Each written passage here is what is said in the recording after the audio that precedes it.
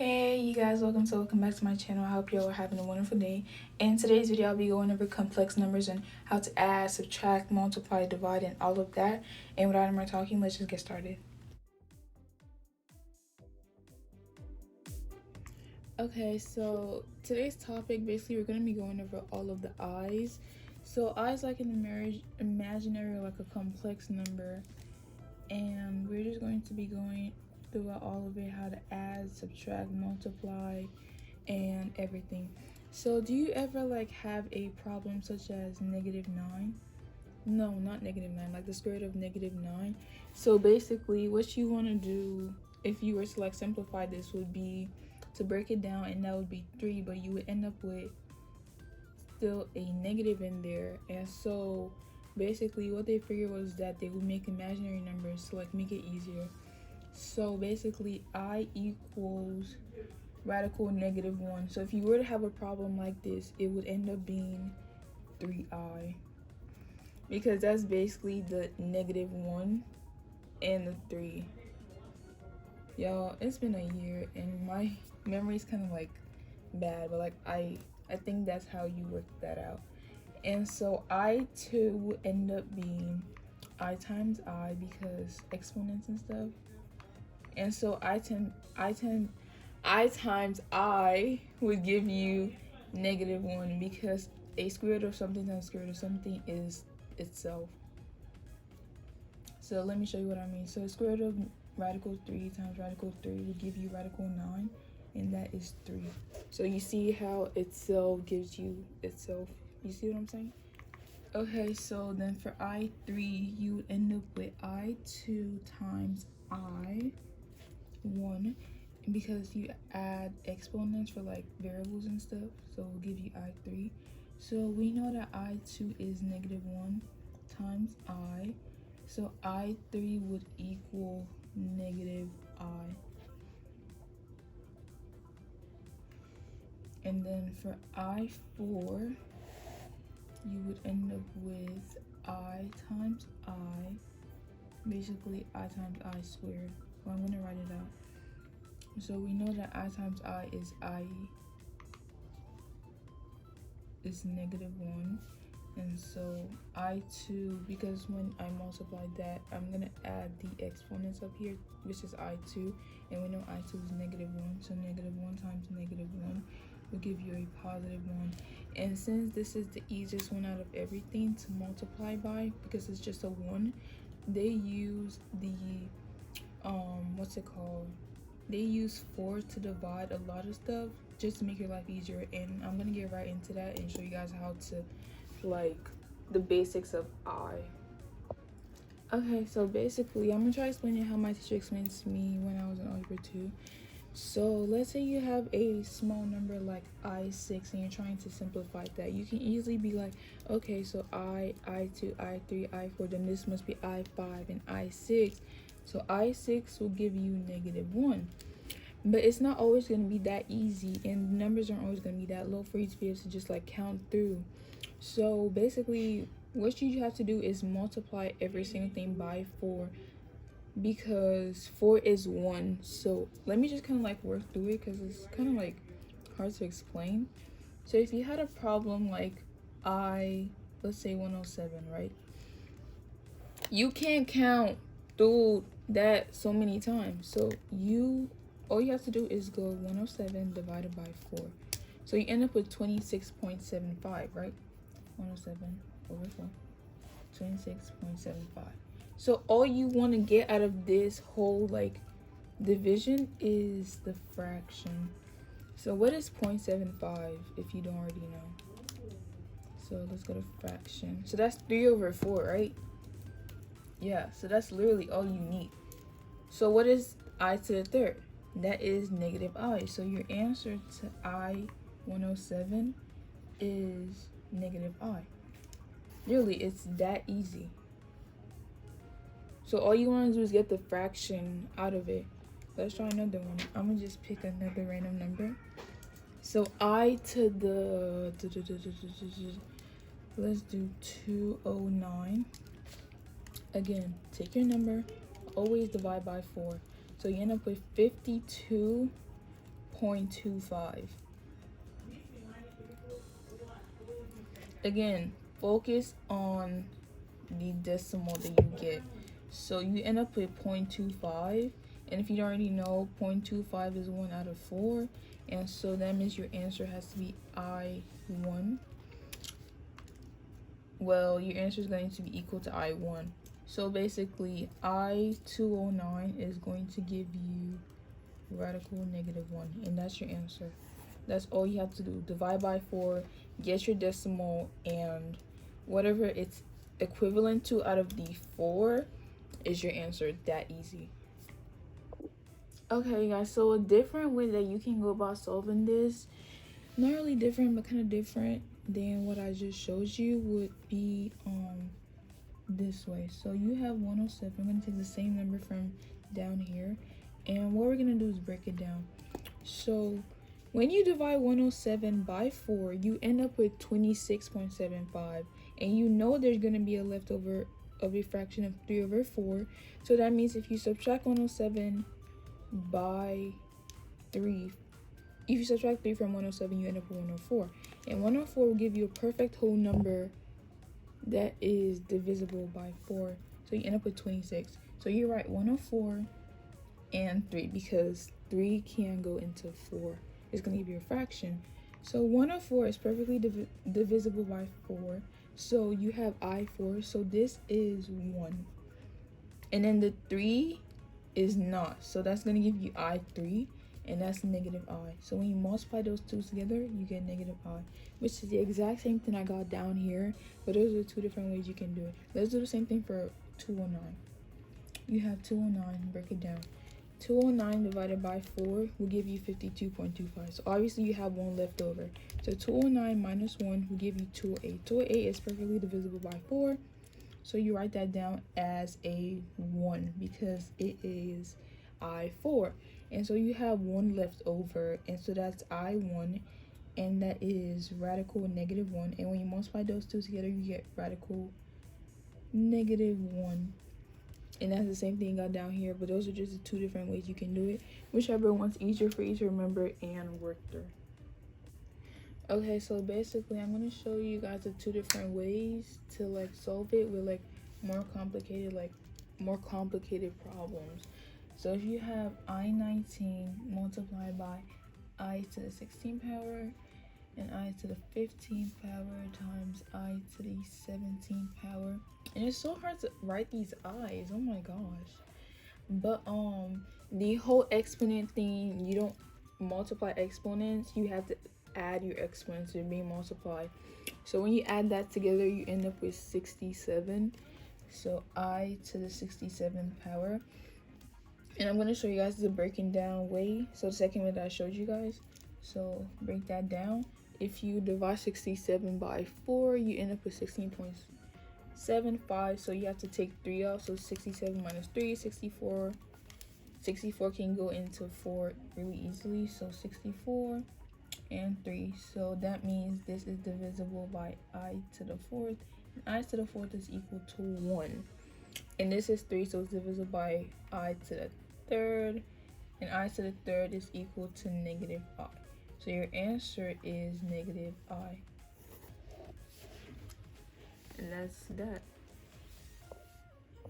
Okay, so let's try out another one, but the easier way. So you have I to the 28th power being multiplied by I to the 26th power times I to the 29th power. And I'm really trying to make these i's look like imaginary i's. And I to the 8th power. So you have 28 plus 26 plus 29 plus 8. Yep. And you get 91. So I to the 91 power is what you have. So same thing applies. 91 divided by 4, you end up with 22.75. Your fraction is 0.75, which is 3 over 4. And the only important thing that you need to know from this is that it's 3 over 4, and 3 is the only thing that can go into 3. So your answer is going to be negative I. I know I keep getting negative i's, but that's your solution. And it's just, yeah, just don't forget to divide by 4, and whatever your remainder is, is what your answer is. Okay, so basically the important thing to remember is all you want to do is divide your numbers by 4, because 4 is the one that has, I4 is the one that has a 1, so it's the easiest. So you just have to multiply by 1. So divide by 4, whatever your remainder is going to be your answer. If your remainder is I squared, if your remainder is 2 over 4, that means your answer is going to be I squared, and I squared is -1. If it's 1 out of 4, it's going to be radical -1. If it's 3 out of 4, it's going to be -1. If your answer is a straight up number that can divide by 4, so if you have I to the 64th power, your answer is going to be 1, because you can divide that by 4 with no remainders. So if you have no remainders, your answer is going to be 1, because I to the 4th power. And yeah, that's just a little reminder. Okay, so now we're going to go through some addition and subtraction, because yeah. Okay, so let's say you have -3 minus 8i being subtracted by -5 minus 5i, and we're jumping straight into subtraction. So don't forget, whenever you have a subtraction sign right here, you always want to distribute it to make it negative or positive in this case, because a negative times a negative is a positive. So you have -3 minus 8i, and when you distribute that, you end up with +5 and +5i. So honestly, just think of your i's as x's, because they're variables. Only difference is if you end up with like I squared, your answer isn't really going to be I squared, like it'll be x squared, because you actually know what it is. So I squared will be -1, so you can just simplify that. But in this case, you don't have a problem with that, because this is addition and subtraction. So all you have to do is just like combine your like terms like you would with x's. So 5 minus 3 is 2, and 5i minus 8i is -3i. And your number always comes before your I. Just unlike x's, because if you had an x, it would be like 2x plus 2. But in this case, your number always comes before the I. Okay, so let's do another problem. Okay, so let's say you had -8 plus 6 plus parentheses I plus 7i. You don't have to distribute anything because it's positive. So -8 plus 6 would give you -2 plus 1 plus 7i. And if you just bring that out, -2 plus 1 is -1 plus 7i. That's all you have to do. Just combine your like terms. Don't ever add your i's to your 7 though, because yeah. So basically this is a -49, and you can't really add this to this because of the radical. It just doesn't work that way. So you just have to leave it like that and not mix the two together. Actually, I'm wrong. It wouldn't be a -49. Come on, Winnie. It would be a radical -49, because obviously the radical is inside. This is perfect and doesn't actually have a problem with it, but this is one with a problem because the negative is under the radical, and that is not okay. Okay, so let's go over one more problem with subtraction. So if you have 5 plus 6i minus 6 plus 5i. Okay. So don't forget, you also want to distribute your negative to every number in the parentheses. And this goes for everything, even beyond like imaginary numbers. You just always want to distribute the negative in front of the parentheses into the parentheses.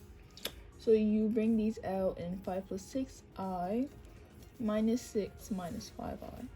And they turn negatives because a positive times a negative, you should know it is a negative.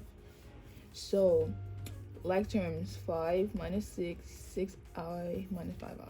So 5 minus 6 is -1. 6 minus 5i is -i. I'm stupid. It's positive I, because 6 minus 5 is 1. So you don't have to put the 1, you just have to put the I. Yeah, that's your answer. Okay, so do you guys remember from earlier when I was rambling on about like I squared and how you have to change it and it's not like x's, but it's like x's and stuff? Okay, so this is a perfect example. Well, all of them are, but let's use this one. So you have 4 plus 4i, then you multiply that by 6 plus 8i. So please do not start combining like terms because there's no plus or subtraction in the middle of this. It's just like any other regular parentheses together, and when it's together with nothing in between, you have to multiply them together. So you can either use the box method, which I talked about previously, or you can just multiply. I'd rather use the box method because it's way easier. So you make your little box. Okay, you guys can see. Okay, 4 because there's 4. Okay, 4, 4i, 6, 8i. 6 times 4 is 24. 4 times 8 is 20. It's 32i. This times this is 24i. And this times this is 32i squared. So I1 times I1 is I2 because you add the exponents. So you end up with 24 plus 24i plus 32i plus 32i squared. And you could have easily done it any other way. You could have just like distributed if that's what works for you and stuff. But I rather do the box method because it's more organized and like put together. So combine your like term 24 plus, so you can add these together because they're both i's. So you have 56i plus 32i squared. But remember when I was talking about earlier how you know what this is? It's like x squared, but you know x is equal to 3, so you can simplify. So x squared would be 9 because your x is 3, so 3 squared is 9. So you know what I squared is, and I squared is equal to -1. And it's always going to be a -1, so all you have to do is just change this around. So 32 times -1 equals -32, and that's it. So now you can combine this and this together because they're both whole numbers. So -32 plus 24 is going to give you -8. So your answer is -8 plus 56i. Okay, so I'll show you guys one more way that they could give you this problem. So let's do negatives. So you have 6 minus 5i, but this time it's squared. And sometimes it's the same thing. So 6 minus 5i. Why is it so low? Okay, 6 minus 5i times 6 minus 5i. You could FOIL it and do what you have to do, but I will be using the box method because it's easier for me. Okay, so 6 minus 5i, 6 minus 5i. 6 times 6 is 36, -30i, -30i, and that is 25i squared. Okay, so 36 minus 60i. I just went ahead and combined those two, and then plus 25i squared. Like I said, I squared will forever be -1. So you can simply just go ahead and make that a -25. Okay. Now you can combine the whole numbers together, and that will give you, let me go ahead and put on my calculator. 11. I knew it was 11 miles down myself, you know. So your answer is 11 minus 60i, and that's just what you do. Just don't forget to simplify that, and don't combine these two together because they are two completely different things.